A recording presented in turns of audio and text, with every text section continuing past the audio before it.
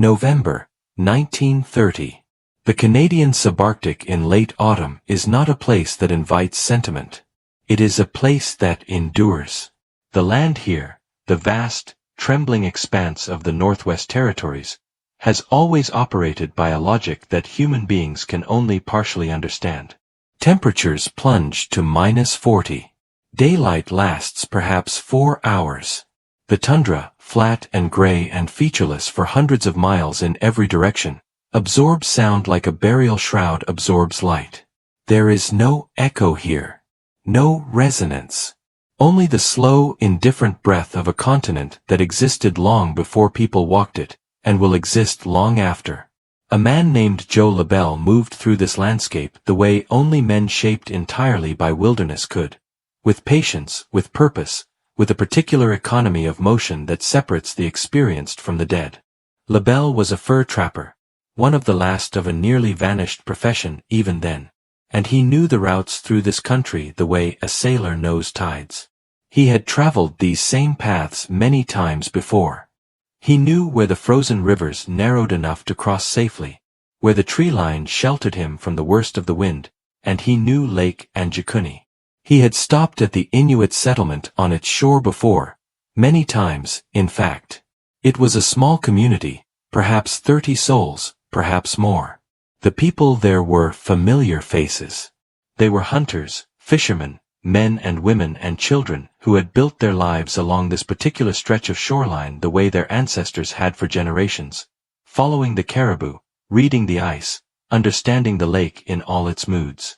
To Labelle, the village was a waypoint, a place to warm his hands, to exchange a few words, to feel, briefly, like the world had not swallowed him whole.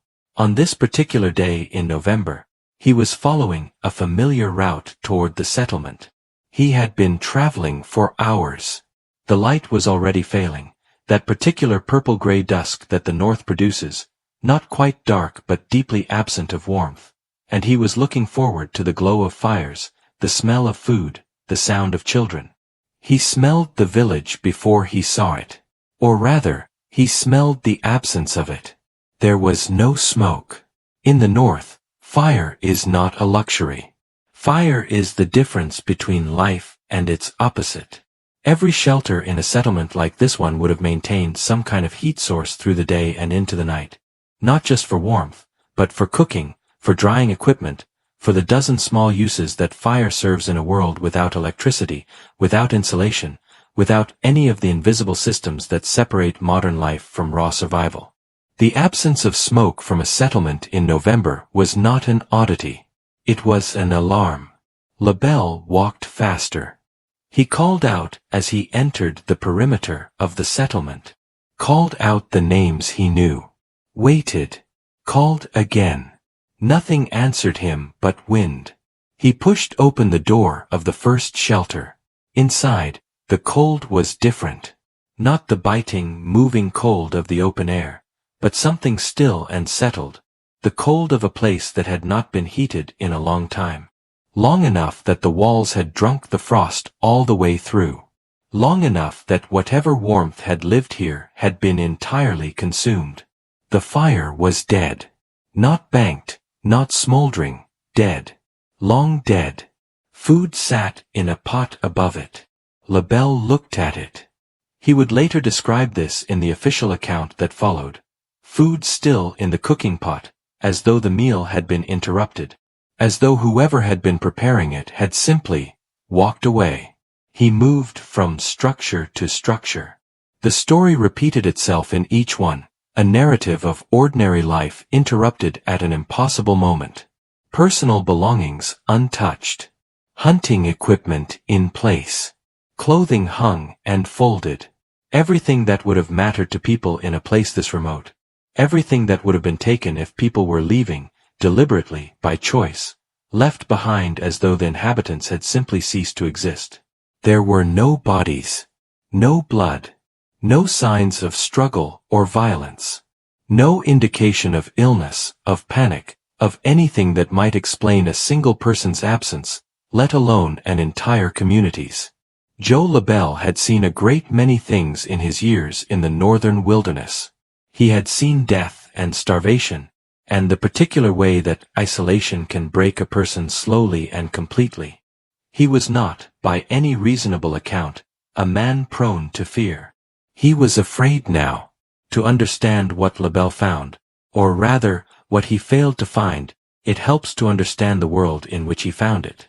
Lake Anjikuni sits in the Kayaks region of what is now Nunavut, a landscape so remote that even today, a century after these events, it remains largely inaccessible except by small aircraft. In 1930, it existed at the absolute limit of the documented world. Maps of the region were incomplete. Communication was possible only via telegraph, and the nearest telegraph station was many hours of travel away even under good conditions. The people who lived at Lake Anjikuni were members of the Caribou Inuit, a collective term for several closely related groups who occupied the interior of the Keewatin district. Unlike coastal Inuit who built their culture around sea mammals and ocean hunting, the Caribou Inuit organized their entire existence around the movement of the barren ground caribou. They followed the herds, read the land with the literacy of people whose lives depended on that reading, and maintained communities that were semi-permanent, settling near reliable hunting or fishing grounds for seasons at a time before moving on. Life for these communities was defined by cycles. Cycles of plenty and scarcity. Cycles of movement and settlement. The winter of 1930 had arrived early and hard, pressing down on the land with the particular ferocity of seasons that seem intent on making a point. The community near Lake Anjikuni had almost certainly been established at that location for its access to fishing. Anjikuni was known to hold good stocks of lake trout and Arctic grayling, critical protein sources for a winter camp. A settlement there made sense. It was logical. It was, by the standards of the region, a safe and sensible place to be. Which makes what Joe Labelle found all the more impossible to explain.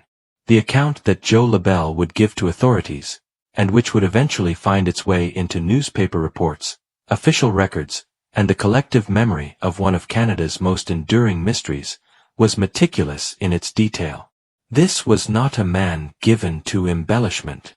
His livelihood depended on accurate assessment of conditions, distances, supplies. When he described what he found at Lake Anjikuni, he described it the way a surveyor describes a landscape. Systematically, without editorializing, with the particular care of someone who understands that others will need to act on this information. He found approximately 30 structures, some large communal shelters, some smaller family dwellings. He examined all of them. In each one, the same story. There were kayaks. This detail, perhaps more than any other, lodged itself in the minds of those who would later analyze the case. Kayaks were not incidental objects to Inuit communities of this period. They were essential technology, as critical to survival as the shelters themselves. Labelle counted several along the shore, resting in their customary positions, apparently undamaged, apparently ready for use. You do not leave your kayak behind. Not voluntarily. Not when you are going somewhere. There were supplies, food and equipment sufficient to sustain the community. Not depleted, not raided, not in any condition suggesting that scarcity had driven people away. Pots of food. Dried meat. The kind of material reserves that a community preparing for a harsh winter would accumulate deliberately, carefully, over weeks. It was all still there. 7 sled dogs were found dead. This was perhaps the most disturbing detail in Labelle's account. The dogs were still tethered, still on their lines, in the places they would have been secured during a stay at the settlement. They had died from starvation, from exposure. They had been left. Sled dogs were not just transportation in this world. They were the difference between life and death on a bad journey. They were fed, maintained, cared for with the kind of attention that valuable working animals warrant from people who depend absolutely on them. To abandon sled dogs, to walk away and leave them tied, in November, in the subarctic, without even releasing them to fend for themselves, was not something anyone in this community would have done willingly. The dogs had not been released. They had not been freed to follow. They had simply been left, tethered to their posts, while whatever happened, happened. There was one more detail in Labelle's account that would prove among the most discussed and disputed in the years that followed. The grave site. The community, like most Inuit communities of the period, maintained a burial ground nearby. Labelle reported examining it. He found, he said, that the graves had been disturbed, opened, their occupants removed. The stones that would have marked them, the traditional cairns used by Inuit communities to denote burial sites, had been rearranged or removed. The graves were empty. Someone, or something, had opened the graves. Joe Labelle left the settlement as quickly as he could move. He made for the nearest telegraph station and filed his report. The Royal Canadian Mounted Police were notified. An investigation began. What the investigation found, and what it failed to find, would haunt the case for the next century. The Royal Canadian Mounted Police dispatched officers to Lake Anjikuni in response to Labelle's report. The journey itself was not simple. This was not an era of snowmobiles or bush planes deployed at a moment's notice. Getting officers to a location as remote as Anjikuni required planning, time, and the kind of logistical persistence that characterizes RCMP operations in the far north even today. What they found upon arrival corroborated Labelle's account in its essential elements. The settlement was abandoned. The belongings remained. The kayaks were in place. There was no indication of where the community had gone, or why. What the official record subsequently produced was, in many ways, more interesting than what it contained. The RCMP investigation generated reports, that much is established. Those reports, in the decades that followed, proved difficult to locate in their complete form. Some researchers, pursuing the case through the 1960s and 1970s, found only partial documentation. Others found references to the case in secondary sources, but struggled to locate the primary investigative record. This absence of comprehensive documentation would feed, in time, a specific strand of theorizing about what happened at Lake Anjikuni. But it is worth pausing here to note something about the nature of RCMP record-keeping in 1930, in this particular region, regarding this particular population. Indigenous communities in Canada's far north existed, in administrative terms, in a peculiar gray zone during this period. They were nominally under federal jurisdiction. They were also, in practice, largely invisible to the apparatus of government record-keeping that documented the lives of non-Indigenous Canadians with such meticulous detail. A settlement of 30 Inuit people disappearing from a lake most Canadians had never heard of, in a region that most federal administrators would struggle to locate on a map. This was not, in 1930, a story that institutions were necessarily structured to pursue with full rigor. That is not an accusation. It is a structural observation. And it matters, because the gaps in the record are real, and those gaps have been interpreted in many different ways by many different people in the years since. What the investigation definitively established, that the settlement was empty, that the belongings remained, that the community was gone. What it failed to establish, everything else. The simplest explanations are often the most powerful, and the simplest explanation for the disappearance of the Lake Anjikuni community begins with the land itself, with the cycles and pressures that governed every aspect of life in the subarctic, and with the possibility that what happened was not mysterious at all, but rather a perfectly rational response to conditions that outsiders simply failed to understand. The Caribou Inuit followed caribou. This is not a metaphor, it is the literal organizational principle of their entire existence.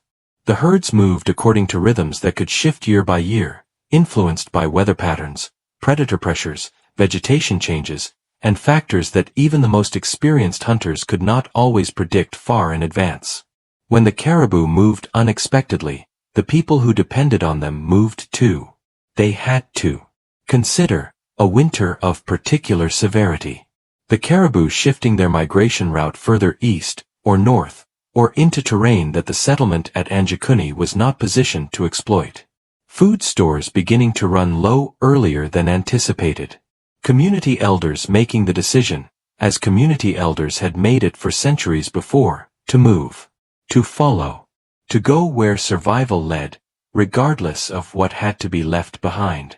Under this scenario, the kayaks make sense. Kayaks are heavy, awkward to transport overland, useless in winter conditions when the lakes are frozen. The food stores make sense. If the community was moving to follow game, they would take preserved food for travel and trust that successful hunting would supplement it. The fire dying out makes sense. The dogs, this is the only element that strains the natural explanation, because releasing dogs or bringing them on a fast overland journey was almost always preferable to leaving them tethered. But perhaps in the urgency of movement, in the particular calculus of a group carrying everything they needed to survive on foot across a winter landscape, the decision was made to go without them. Perhaps the plan was to return for them quickly. Perhaps the plan was never carried out. For if the community fled the settlement due to hunger, and then encountered conditions that prevented their return, a catastrophic blizzard, perhaps in terrain that provided no shelter, a crossing of ice that gave way, a storm that separated the group and left them unable to regroup, then there would be no surviving witnesses. No one to send word. No one to explain. This is a compelling explanation. It is internally consistent. It maps onto what we know about the people, the land, and the conditions. And yet, 30 people, disappearing completely.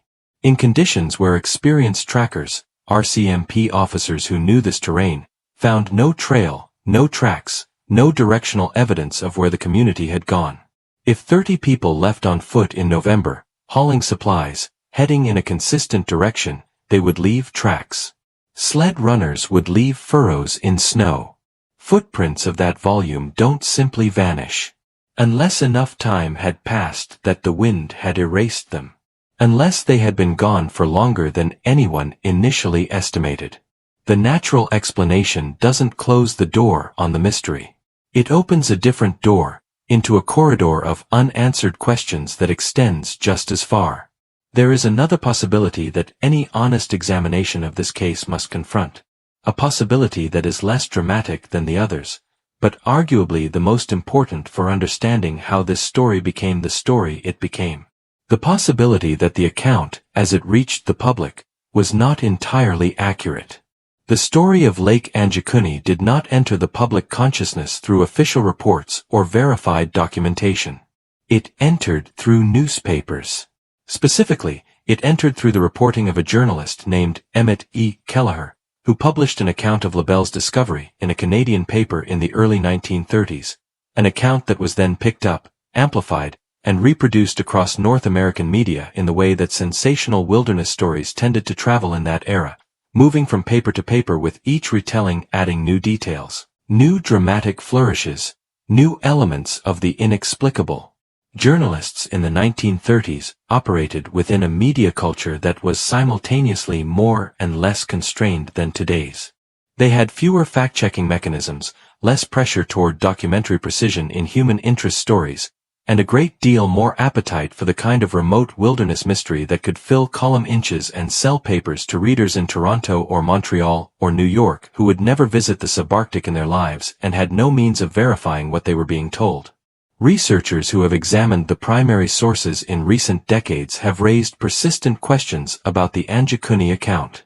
The most pointed of these concerns the RCMP records themselves, specifically, the fact that comprehensive official records of the investigation, if they exist in their complete form, have not been produced for public scrutiny in the way that one might expect from an event of the scale and significance described.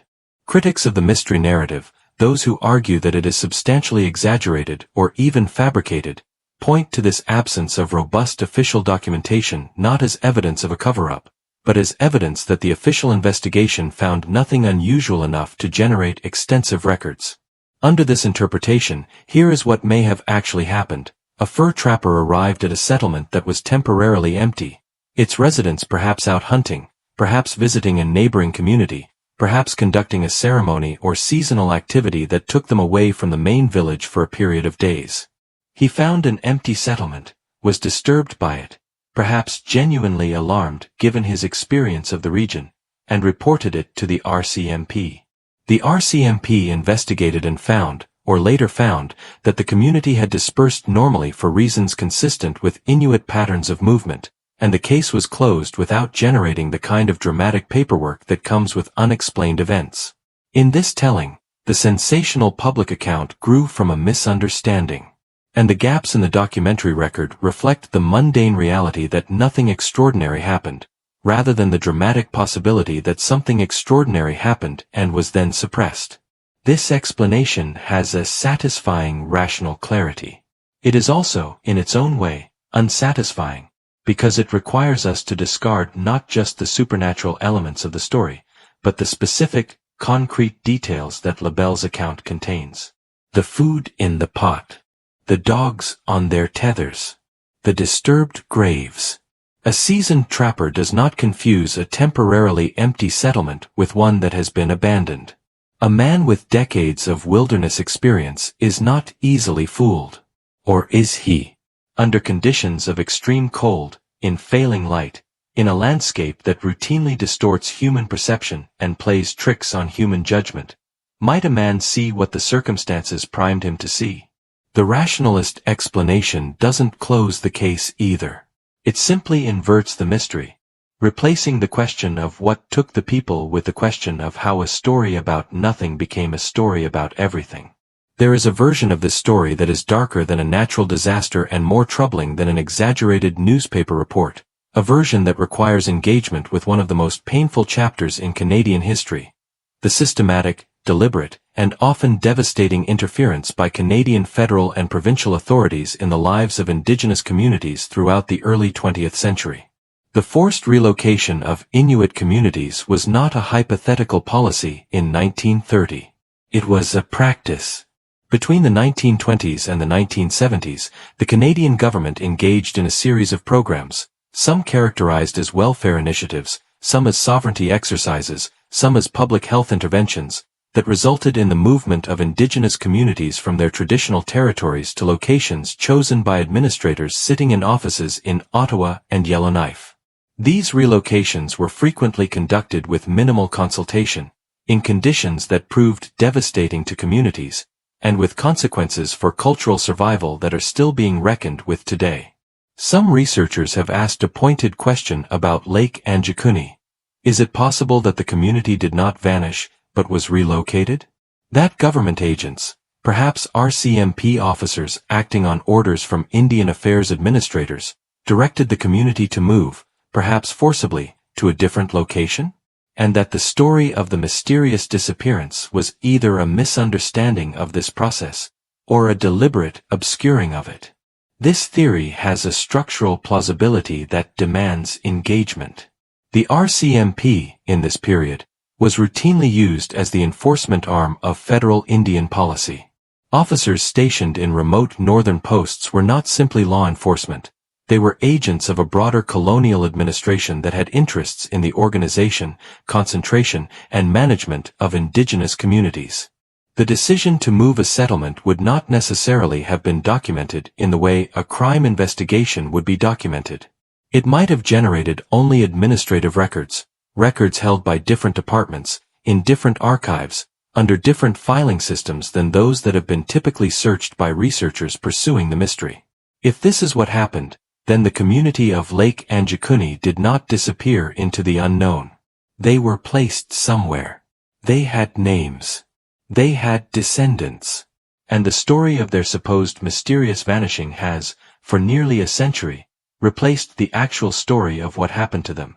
A story that might be considerably less supernatural, and considerably more human in its horror. Against this theory, one must weigh several things. The condition of the settlement that Labelle described, food in pots, fires recently dead, the sense of interruption rather than orderly departure, is not entirely consistent with a managed relocation, which would typically have involved some preparation, some packing, some time for the community to organize itself. Forced relocations, even abrupt ones, did not generally leave settlements looking as though the inhabitants had vanished mid-sentence. But they didn't always leave clear trails either. The government theory is troubling precisely because it refuses to be dismissed. It sits in the case like a splinter, too painful to ignore, too deeply embedded to remove cleanly. And then there is the fourth path. The one that the rational mind resists, and that the story seems, despite that resistance, to keep returning to. In the decades since the Lake Anjikuni story entered public consciousness, it has accumulated a body of interpretation that moves beyond historical inquiry and into the realm of the truly unexplained. These interpretations come from multiple directions, from indigenous oral traditions and cultural memory, from paranormal researchers who have investigated the case extensively, and from a simpler but more persistent source, the basic human response to a story that the available evidence cannot adequately explain.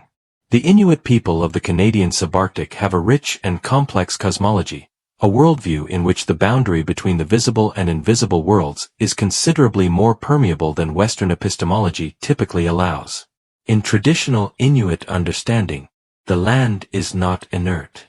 It is inhabited by presences, spirits, forces, entities, that interact with human communities in ways that can be cooperative or threatening depending on the relationship the community has maintained with them.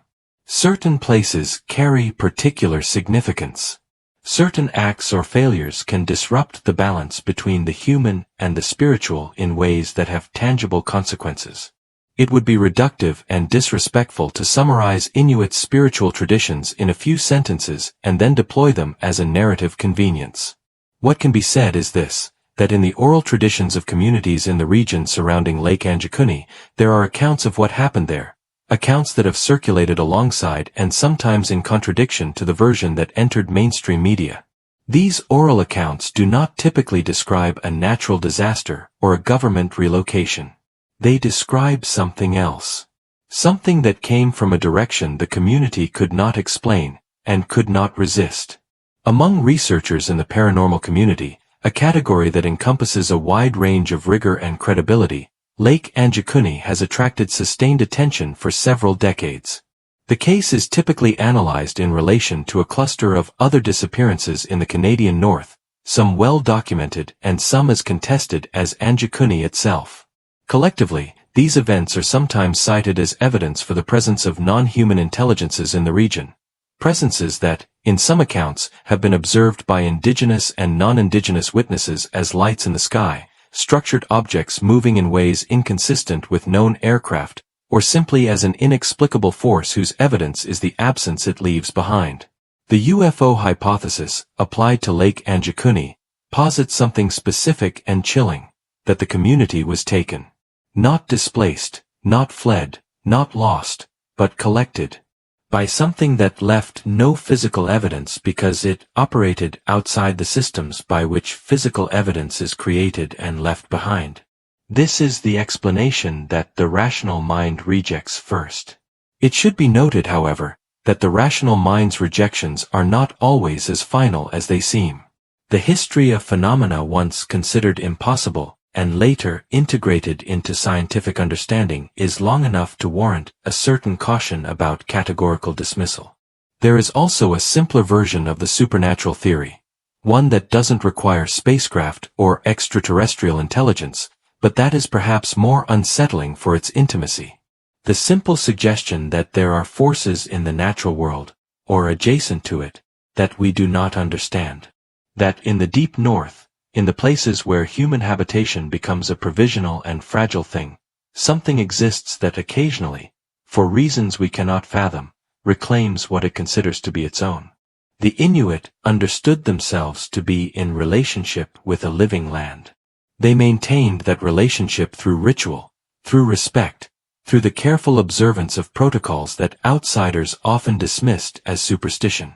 The question that the supernatural theory of Lake Anjikuni ultimately asks is not whether aliens exist. It is whether the worldview of the people who lived in that place, which held the land to be alive and capable of response, might have contained an understanding that Western epistemology lacks the framework to perceive. Joe Labelle walked away from Lake Anjikuni and sent his report. The RCMP arrived and found what he had described. The world noticed, briefly, in the particular way it notices remote catastrophes, with a flare of attention, a period of speculation, and then a gradual return to the concerns that are closer and louder and more immediately pressing. The community of Lake Anjikuni did not return to occupy the news in the way that a resolved mystery does, because it was never resolved. No bones were found, no survivors located, no trail followed to a conclusive ending. The people who had lived there, who had fished that lake and moved across that land and understood its rhythms in ways that no outside observer could replicate, they were simply gone. The world moved on without them, the way the world tends to move on from things it cannot explain. What are we left with, nearly a century later? We are left with a set of facts that are established beyond reasonable dispute, that a settlement existed near Lake Anjikuni, that it was found empty by at least one credible witness, and that no official investigation produced a satisfying account of where its residents had gone. Everything beyond that, the specific details of what was found, the completeness of the official inquiry, the accuracy of the media accounts, exists in a zone of uncertainty that has proven remarkably resistant to resolution. We are left with theories that each illuminate something real about the situation without accounting for all of it. The natural explanation tells us something true about how indigenous communities moved and survived in the subarctic, but stumbles against the specific details of abandonment. The skeptical explanation reminds us, rightly and necessarily, that stories told at the intersection of journalistic sensationalism and indigenous invisibility require careful scrutiny. The governmental explanation confronts us with a documented historical reality that is itself horrifying enough to explain the disappearance without any mystery whatsoever, but that fits imperfectly with the account as given. And the supernatural explanation refuses, despite every rational argument against it, to simply go away. We are left with the land itself, which holds no answer, which has never held an answer, which simply continues doing what it has always done, absorbing everything that happens upon it, carrying no record of it forward, presenting the same featureless surface to every observer who arrives hoping to read something in it. We are left with the dogs. 7 animals that died on their tethers, waiting for people who never returned. Of all the details in this account, and there are many, and they are all disturbing in their own way, this one may be the most irresolvable, because it is the most specific evidence of waiting, of something left behind, expecting return, and slowly understanding, in whatever way a tethered animal understands such things, that no return was coming. There are things in this world that do not reduce to explanation, not because explanation is impossible in principle, but because the evidence that would support a definitive explanation no longer exists, and perhaps never did. The people of Lake Anjikuni knew something that we do not know. What happened to them is part of what we do not know. The land around that lake has kept their secret with absolute fidelity for nearly 100 years. And perhaps that is the most honest thing that can be said about this case. Not that we don't know what happened, but that we may be fundamentally unable to know, given the distance we sit from the place, the people, and the moment. The North does not give things back easily. It does not owe the world its answers. Somewhere north of the tree line, in the vast and patient silence of the Canadian subarctic, Lake Anjikuni freezes and thaws on its ancient schedule. Caribou pass across the land above it. Arctic fox move through the darkness in winter. The stars wheel over a landscape that has long since absorbed whatever happened there, absorbed it the way it absorbs everything, completely, without trace, without explanation. 30 people walked into that silence, and the silence kept them.